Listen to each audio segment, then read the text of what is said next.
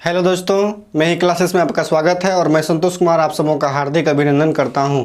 दोस्तों, आज हम लोग बहुत ही इम्पोर्टेंट टॉपिक को जानने वाले हैं जो कि एग्ज़ाम की दृष्टि से बहुत ही इम्पोर्टेंट होगा। दोस्तों, आज हम लोग बायोलॉजी में कुछ मानव रोगों के विषय में जानेंगे जो कि यहाँ से प्राय एग्ज़ाम में क्वेश्चन पूछे जाते हैं। तो आइए दोस्तों, बिना देरी किए हुए जानते हैं।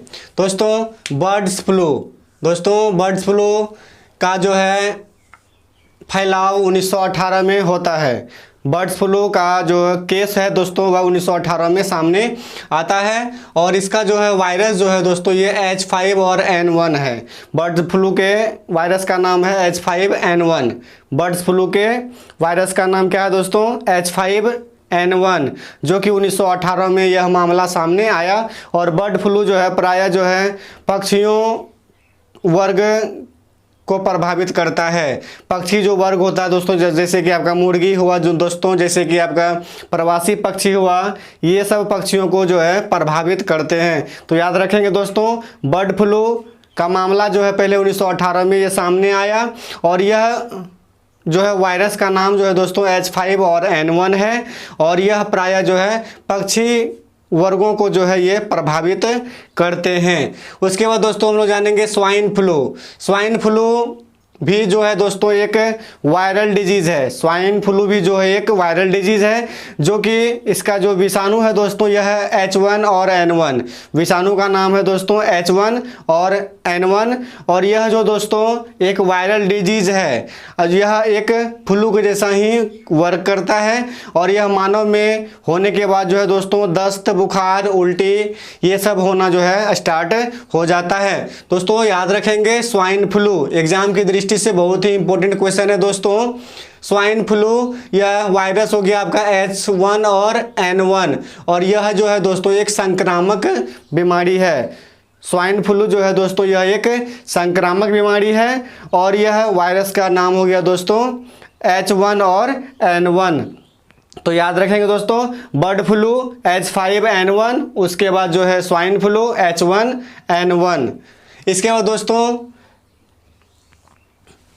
H1 और N1 जो है दोस्तों यह WHO के द्वारा जो है इन्फ्लुएंजा H1N1 नाम दिया गया है। WHO के द्वारा जो एक विश्व स्वास्थ्य संगठन है दोस्तों, इसके द्वारा जो है स्वाइन फ्लू को इन्फ्लुएंजा H1N1 का नाम दिया गया है। इसके बाद दोस्तों सार्स, यह भी एक वायरल डिजीज है दोस्तों। वायरस के द्वारा फैलने वाला एक रोग है सार्स, जिसका दोस्तों फुल फॉर्म है severe acute respiratory syndrome. Severe acute respiratory syndrome SARS का फुल फॉर्म है दोस्तों सीवियर एक्यूट रेस्पिरेटरी सिंड्रोम। यहाँ से क्वेश्चन प्राय आता है दोस्तों, इसका फुल फॉर्म पूछा जाता है या तो इनमें से कोई एक लेटर का जो है फुल फॉर्म आपसे पूछा जाएगा। तो याद रखेंगे दोस्तों, SARS severe acute respiratory syndrome, यह भी एक वायरल डिजीज है दोस्तों और यह जो मामला है दोस्तों 2002 से 3 में आया था। सार्स का मामला जो है दोस्तों 2002 से 3 में आया था और इसका कोई भी अभी तक जो है कारगर औषधि खोज नहीं किया गया है। इसके बाद दोस्तों जापानी इंसेफ्लाइटिस, यह रोग जापान में फैला था दोस्तों और यह भी एक वायरल डिजीज है दोस्तों और यह जो है क्यूलेक्स मच्छर के काटने से फैलता है दोस्तों। जापानी एनसेफलाइटिस जो है यह क्यूलेक्स मच्छर के काटने से फैलता है और यह प्रायः देखा गया है या बताया गया है दोस्तों कि धान के खेतों में इसके मच्छर पनपते हैं। जापानी एनसेफलाइटिस जो फैलता है दोस्तों यह क्यूलेक्स मच्छर के काटने से फैलता है और यह एक वायरल डिजीज है और इसके मच्छर जो है दोस्तों यह धान के खेतों में पनपते हैं, यह पता लगाया गया है दोस्तों। इन्हें याद रखेंगे दोस्तों, जापानी एनसेफलाइटिस जो है यह जापान में फैला हुआ था यह रोग और यह जो एक वायरल डिजीज है और यह क्यूलेक्स मच्छर के काटने से फैलता है और इसका मच्छर जो है यह धान के खेतों में पनपता है। इसके बाद दोस्तों एड्स एक एड्स एक जो है दोस्तों यह आपका एक यौन संचारित रोग है। एड्स जो है दोस्तों यह एक यौन संचारित रोग है और यह इसका फुल फॉर्म है दोस्तों acquired immunodeficiency syndrome. AIDS का फुल फॉर्म है acquired immunodeficiency syndrome. Acquired immunodeficiency syndrome, AIDS का फुल फॉर्म याद रखेंगे दोस्तों, acquired immunodeficiency syndrome, acquired immunodeficiency syndrome. और इसका जो वायरस है दोस्तों, इसका जो विषाणु है वह है HIV विषाणु। एड्स का विषाणु का नाम है HIV और HIV का फुल फॉर्म होता है दोस्तों human immuno deficiency virus. Human immuno deficiency virus, immuno HIV, H से हो गया ह्यूमन, आई से हो गया दोस्तों इम्यूनो डेफिशिएंसी, भी से हो गया वायरस। तो एड्स का वायरस का नाम हो गया दोस्तों HIV और यह फैलता है यौन संबंध के कारण। एड्स यौन संबंध के कारण फैलता है दोस्तों। और इसका दवा जो है दोस्तों, एड्स का दवा जो है AZT, एड्स का दवा है दोस्तों AZT और इसका फुल फॉर्म है दोस्तों एजिडोथाइमिडिन। एजिडोथाइमिडिन याद रखेंगे दोस्तों। एड्स का जो मेडिसिन है इसका नाम है AZT और इसका फुल फॉर्म है दोस्तों एजिडोथाइमिडिन।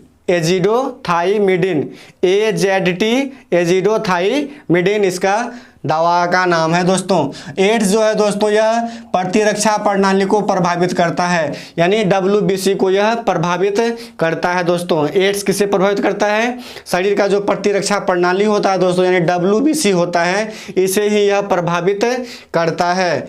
एड्स की जांच के लिए दोस्तों, जानने के लिए, एड्स का पता लगाने के लिए दोस्तों एलिसा टेस्ट किया जाता है।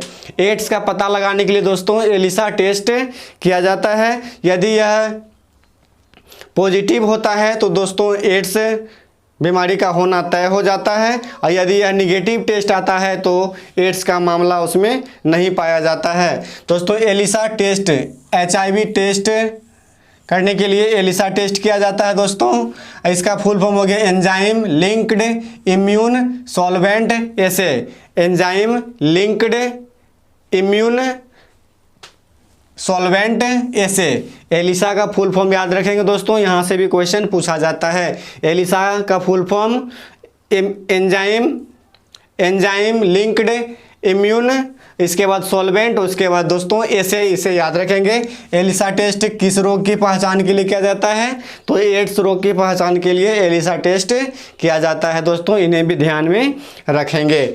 इसके बाद दोस्तों पोलियो, पोलियो भी एक वायरल डिजीज है दोस्तों। यह पोलियो नामक वायरस से होता है। पोलियो जो डिजीज़ है, पोलियो जो रोग है दोस्तों, यह पोलियो नामक वायरस के कारण होता है।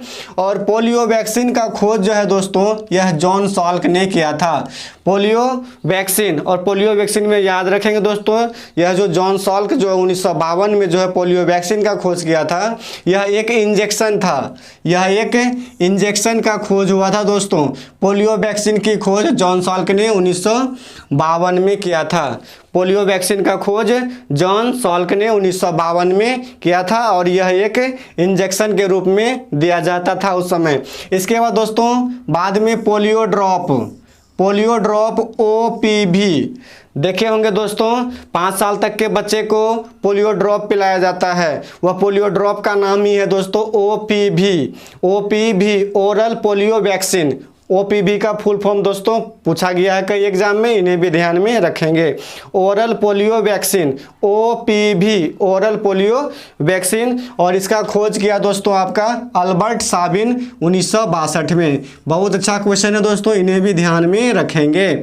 अल्बर्ट साबिन, पोलियो ड्रॉप यानी OPV का खोज किया अल्बर्ट साबिन 1962 ईस्वी में, और पोलियो वैक्सीन का खोज किया था आपका जॉन साल्क 1952 ईस्वी में। इन्हें भी ध्यान में रखेंगे। इसके बाद दोस्तों पोलियो जो है यह गला, रीढ़ और नाड़ी संस्थान जो होता है दोस्तों इसे प्रभावित करता है। पोलियो गला, रीढ़ और जो नाड़ी संस्थान होता है इन्हें यह प्रभावित करता है, याद रखेंगे दोस्तों। इसके बाद पोलियो कार्यक्रम, पहला पोलियो कार्यक्रम जो है दोस्तों 1997 से 98 में चालू किया गया था। पहला पोलियो कार्यक्रम जो है 1997-98 में लाया गया, इन्हें भी ध्यान में रखेंगे दोस्तों। पोलियो एक वायरल डिजीज है दोस्तों, पोलियो वायरस से होने वाला रोग है। पोलियो वैक्सीन का खोज जो है दोस्तों यह जॉन सॉल्क ने 1952 ईस्वी में किया। इसके बाद दोस्तों पोलियो ड्रॉप जिसे OPV कहते हैं दोस्तों, इसका खोज जो है जॉन अल्बर्ट साबिन ने 1962 ईस्वी में किया। और पोलियो कार्यक्रम जो है पहली बार चलाया गया था दोस्तों 1997-98 में, इन्हें भी ध्यान में रखेंगे। इसके बाद दोस्तों कैंसर कोशिकाओं में अनियंत्रित कोशिकाओं में असामान्य वृद्धि के कारण जो है यह बीमारी होता है। कैंसर जो है दोस्तों यह जैसे हमारा शरीर है दोस्तों, इसमें कोशिकाओं का जो वृद्धि होता है यह एक नियंत्रित और सामान्य वृद्धि होता है। इसी कोशिका में यदि आपका असामान्य वृद्धि हो जाए, कहीं गांठ पड़ जाए, कहीं गिल्टी हो जाए, कहीं ट्यूमर हो जाए, तो इसे ही हम लोग कैंसर के रूप में जानते हैं। कोशिकाओं का यदि या टिश्यूओं का यदि अनियंत्रित आपका जो है वृद्धि हो जाए, असामान्य वृद्धि हो जाए, तो यही कुछ समय के बाद जो है कैंसर का रूप धारण कर लेता है दोस्तों। तो याद रखेंगे, कोशिकाओं का असामान्य वृद्धि को ही हम लोग कैंसर कहते हैं। कोशिकाओं के असामान्य वृद्धि को ही कैंसर कहा जाता है दोस्तों। इसके बाद दोस्तों कैंसर के उपचार के लिए कीमोथेरेपी यूज किया जाता है। कीमोथेरेपी जो कि रसायन का एक उपयुक्त इलाज है, रसायन का एक उपयुक्त सिस्टम है दोस्तों यह कीमोथेरेपी के द्वारा ही कैंसर का उपचार किया जाता है। इसके बाद दोस्तों उत्कृष्ट गैस रेडॉन का भी जो है कैंसर के उपचार में इस्तेमाल किया जाता है। उत्कृष्ट गैस जो रेडॉन है दोस्तों, इसका भी जो है कैंसर के इलाज में उपयोग किया जाता है। इसके बाद दोस्तों कोबाल्ट 60 जो समस्थानिक है CO60 कोबाल्ट 60, इसका भी यूज किया जाता है कैंसर के उपचार में, इन्हें भी ध्यान में रखेंगे। कैंसर कोशिकाओं में असामान्य वृद्धि के कारण होता है दोस्तों। इसके बाद इसका उपचार कीमोथेरेपी के द्वारा किया जाता है, उत्कृष्ट गैस रेडॉन के द्वारा भी किया जाता है, उसके बाद कोबाल्ट 60 के द्वारा भी जो है कैंसर का उपचार किया जाता है। इसके बाद दोस्तों अस्थि कैंसर जो है दोस्तों यह स्ट्रॉन्शियम 90 के कारण होता है। स्ट्रॉन्शियम जो कि रेडियो एक्टिव पदार्थ है दोस्तों, स्ट्रॉन्शियम जो है यह एक रेडियो एक्टिव पदार्थ है और स्ट्रॉन्शियम 90 के कारण ही जो है बोन कैंसर होता है, इसे भी ध्यान में रखेंगे। इसके बाद दोस्तों जीका भी एक वायरल डिजीज है दोस्तों। यह होता क्या है दोस्तों, गर्भस्थ शिशुओं के मस्तिष्क को प्रभावित करता है। जीका जो वायरस है दोस्तों यह गर्भावस्था में स्थित जो शिशु होता है उसके मस्तिष्क को यह प्रभावित कर देता है, जिससे जन्मजात जो शिशु होता है दोस्तों वह कम डेवलप्ड होता है, मंदबुद्धि का होता है। उसके बाद जो है उसमें सोचने समझने की क्षमता जो है यह समाप्त हो जाती है। तो इसे भी ध्यान में रखेंगे दोस्तों। जीका जो वायरस है दोस्तों, जीका जो वायरस है यह भ्रूण के मस्तिष्क को प्रभावित करता है, इसे भी ध्यान में रखें। जीका जो वायरस है दोस्तों यह एडिस मच्छर के काटने से फैलता है। जीका जो वायरस है दोस्तों यह एडिस मच्छर के काटने से फैलता है। इसके बाद दोस्तों इटाई रोग जो है कैडमियम के कारण होता है। इटाई रोग कैडमियम के कारण होता है दोस्तों, इसे भी ध्यान में रखेंगे। इसके बाद दोस्तों कैडमियम का जो प्रयोग है, कैडमियम का प्रयोग यह परमाणु रिएक्टर में नियंत्रक क्षण के रूप में किया जाता है, और इसके बाद दोस्तों बोरोन का भी प्रयोग जो है परमाणु रिएक्टर में नियंत्रक क्षण के रूप में किया जाता है, इसे भी ध्यान में रखना है दोस्तों। इटाई रोग कैडमियम के कारण होता है दोस्तों, और कैडमियम का जो प्रयोग है दोस्तों वह परमाणु रिएक्टर में जो है नियंत्रक क्षण के रूप में किया जाता है। इसके बाद दोस्तों मिनी माता रोग जो है दोस्तों यह मरकरी के कारण होता है। मिनी माता रोग मरकरी के कारण होता है, इसे भी ध्यान में रखेंगे। इटाई रोग कैडमियम के कारण होता है और मिनी माता रोग जो है यह दोस्तों मरकरी यानी पाड़ा के कारण होता है। इसके बाद दोस्तों इबोला वायरस, इबोला वायरस यह एक संक्रामक रोग है दोस्तों, और यह भी एक वायरल डिजीज है, विषाणु से फैलने वाला रोग है दोस्तों इबोला वायरस। यह इबोला वायरस से जो है बंदर, चमगादड़ और सूअर जो है संक्रमित हो जाता है, और ये संक्रमित पशुओं के कारण ही जो है मानव में इबोला वायरस का प्रसार होता है। इसे भी ध्यान में रखेंगे। इबोला वायरस यह भी एक वायरल डिजीज है दोस्तों, और इबोला वायरस से पहले जो है पशु जो है जैसे बंदर हुआ, चमगादड़ हुआ, सूअर, ये आपका जो इफेक्टिव होता है, इसके बाद जो है दोस्तों यह मानव में आता है। इबोला एक वायरस से फैलने वाला बीमारी है, इसे भी ध्यान में रखना है दोस्तों। इसके बाद दोस्तों ल्यूकेमिया, ल्यूकेमिया जो है दोस्तों इसे रक्त कैंसर के नाम से भी जाना जाता है। ल्यूकेमिया इसे रक्त कैंसर के नाम से जाना जाता है, और यह WBC वाइट ब्लड सेल में जो है सामान्य से अधिक होने के कारण जो है होता है। WBC की मात्रा में बढ़ोतरी के कारण ही दोस्तों यह ल्यूकेमिया होता है, और ल्यूकेमिया को ही जो है ब्लड कैंसर के नाम से जाना जाता है। इसके बाद दोस्तों ब्लड प्रेशर, रक्तचाप, ब्लड प्रेशर का जो वैल्यू होता है दोस्तों, एक स्वस्थ मानव में ब्लड प्रेशर का जो मान होता है यह 120/80 होता है। ब्लड प्रेशर का जो मान होता है दोस्तों एक स्वस्थ मनुष्य में यह 120/80 होता है, जिसमें कि जो है दोस्तों 120 को सिस्टोलिक प्रेशर कहा जाता है, 120 को सिस्टोलिक प्रेशर कहा जाता है, और 180 को दोस्तों ये डायसिस्टोलिक प्रेशर कहा जाता है। इसे भी ध्यान में रखेंगे। एक स्वस्थ मानव का जो ब्लड प्रेशर होता है दोस्तों BP होता है वह 120/80 होता है, और इसमें 120 को कहा जाता है सिस्टोलिक प्रेशर, और 80 को कहा जाता है डायसिस्टोलिक प्रेशर। और यह BP का जो माप किया जाता है दोस्तों यह एक यंत्र है स्फिग्मोमैनोमीटर, इसके द्वारा जो है ब्लड प्रेशर का जांच किया जाता है, इसे भी ध्यान में रखेंगे। इसके बाद दोस्तों ECG इलेक्ट्रोकार्डियोग्राफ, ECG दोस्तों एक ऐसा मशीन है, यंत्र है, जिसके द्वारा से हृदय में होने वाली गड़बड़ी की जांच की जाती है। हृदय में होने वाली गड़बड़ी, हृदय में होने वाले बीमारियों के बारे में जाना जाता है ECG के द्वारा, इसे भी ध्यान में रखेंगे दोस्तों। ECG जो है हृदय में होने वाली गड़बड़ी का पता लगाया जाता है। ECG के द्वारा ही हृदय में होने वाली गड़बड़ी का पता लगाया जाता है। ECG इलेक्ट्रोकार्डियोग्राफ, ECG इलेक्ट्रोकार्डियोग्राफ, इसे भी ध्यान में रखेंगे दोस्तों।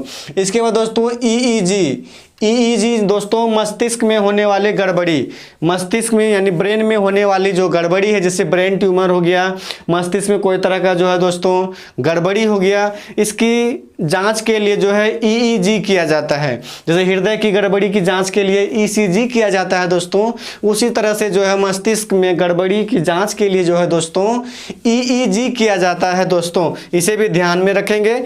इलेक्ट्रोएन्सेफेलोग्राम, EEG का फुल फॉर्म हो गया दोस्तों इलेक्ट्रोएन्सेफेलोग्राम, इलेक्ट्रोएन्सेफेलोग्राम, EEG का फुल फॉर्म हो गया दोस्तों इलेक्ट्रोएन्सेफेलोग्राम, इसे भी ध्यान में रखेंगे।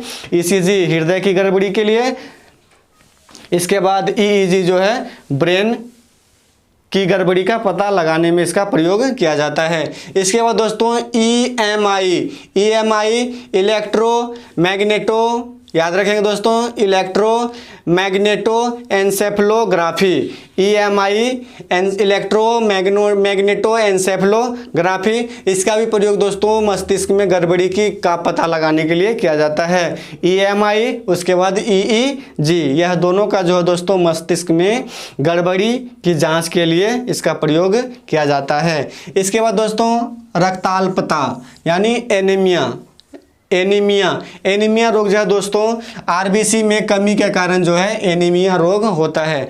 RBC में यानी लाल रक्त कोशिकाओं में, कणिकाओं में कमी के कारण जो है रक्ताल्पता या एनीमिया रोग होता है, इसे भी ध्यान में रखना है। इसके बाद दोस्तों चेचक जो है दोस्तों यह एक वायरल डिजीज है, यानी वायरस के कारण फैलता है दोस्तों, और यह संपूर्ण शरीर में हो जाता है दोस्तों। चेचक जो है दोस्तों यह संपूर्ण शरीर को प्रभावित करता है, और यह एक वायरल डिजीज है, और इस वायरस का नाम है दोस्तों वेरिओला, याद रखेंगे दोस्तों वेरिओला। चेचक जो है वेरिओला वायरस के कारण होता है दोस्तों, इसे भी ध्यान में रखना है। चेचक एक वायरल डिजीज है जो कि वेरिओला नामक वायरस से होता है और यह संपूर्ण शरीर को प्रभावित करता है दोस्तों। इसे स्मॉल पॉक्स भी कहते हैं। इसके बाद दोस्तों इन्फ्लुएंजा यह भी एक वायरल डिजीज़ है दोस्तों। यह भी एक विषाणु से फैलने वाला जो है रोग है दोस्तों, और यह मिक्सो वायरस के कारण होता है दोस्तों। इन्फ्लुएंजा जो कि वायरस से होने वाला रोग है और यह मिक्सो वायरस के कारण होता है यह बीमारी। इसके बाद दोस्तों हिपेटाइटिस या पीलिया यह भी एक वायरस जनित रोग है दोस्तों, और यह जो है यकृत को प्रभावित कर देता है दोस्तों। हिपेटाइटिस या पीलिया, इसे जॉन्डिस के नाम से भी जानते हैं दोस्तों।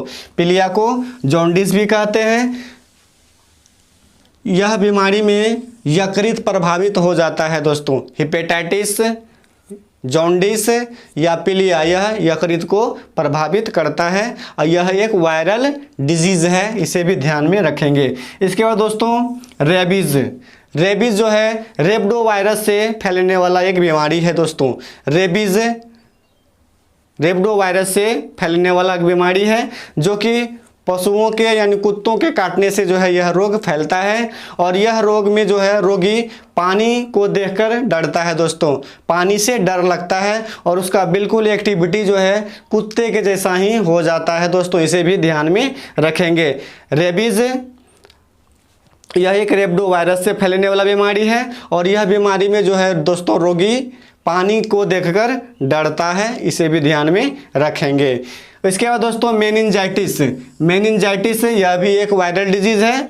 मेनिनजाइटिस यह भी एक वायरल डिजीज़ है, यानी वायरस से फैलने वाला रोग है दोस्तों, और यह जो है मानव के मस्तिष्क को प्रभावित करता है, इसे ध्यान में रखेंगे। मेनिनजाइटिस जो है यह भी एक वायरल डिजीज़ है और यह मानव के मस्तिष्क को प्रभावित करता है दोस्तों यह मानव रोग से संबंधित टॉपिक आप लोगों को कैसा लगा ज़रूर से ज़रूर कमेंट कीजिए दोस्तों, लाइक कीजिए, शेयर कीजिए। यदि यह वीडियो आप लोगों को पसंद आ रहा है दोस्तों तो हमारे चैनल को ज़रूर से ज़रूर सब्सक्राइब कीजिए। मैं आप लोगों के लिए इसी प्रकार का इम्पोर्टेंट टॉपिक जो है एग्ज़ाम की दृष्टि से जो इम्पोर्टेंट होगा दोस्तों वह लाता रहूँगा। वीडियो देखने के लिए धन्यवाद।